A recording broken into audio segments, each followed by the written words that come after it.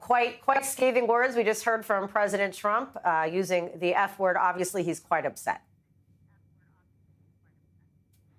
No doubt, and there appears to be a misunderstanding, I guess is the simplest way of putting it, on a couple of different levels here. Number one, it's generally understood, although it certainly can be argued that it's not right, but it's generally understood when you're dealing with ceasefires involving Israel and the Middle East that a deal is made, and there's some time in between when the agreement is made and when the ceasefire takes effect, and everybody, as Trump said a few moments ago, unloads.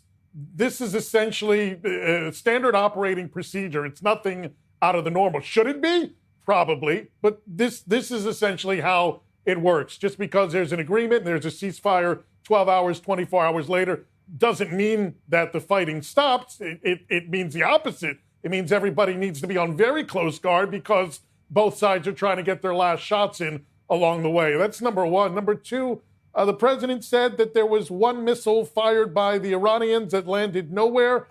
I'm not exactly sure what he's referring to there, but there were 4 deaths in Beersheba as a result of the barrage that came after the ceasefire went into effect from Tehran. So, again, it appears that there are misunderstandings on a couple of different levels. In any case, it appears that Israel took heed of the president's words and his anger and the way it was delivered, and struck symbolically a target in Iran. We understand it might have been a radar or something similar, and the planes did, in fact, come back as President Trump dictated. I guess they should be in a Truth Social post shortly after he boarded Marine One on his way to the NATO summit in the Netherlands. So that's how things stand right now. He did speak with Prime Minister Netanyahu, and whether things were ironed out fully or at least there was some understanding reached, we're going to learn here shortly.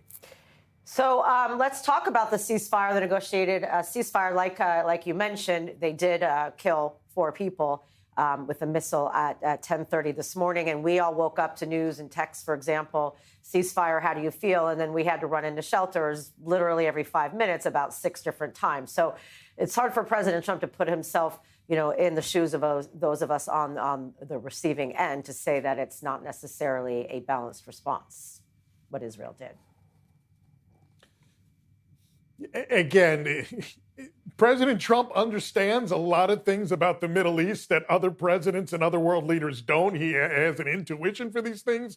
I'm not quite sure if he understood the nature of, again, how ceasefires really develop and how they come into effect in the Middle East, especially when you're dealing with Israel and its enemies. So we'll at least cut him some slack on that front based on what he's been able to do in the course of this war and eliminate Iran's to a large extent, nuclear ambitions and so on and so forth here. Again, he spoke with Prime Minister Netanyahu. There was probably some details he wasn't aware of or needed to be ironed out or explained or clarified, so on and so forth. Hopefully that's the end of any animosity toward Israel.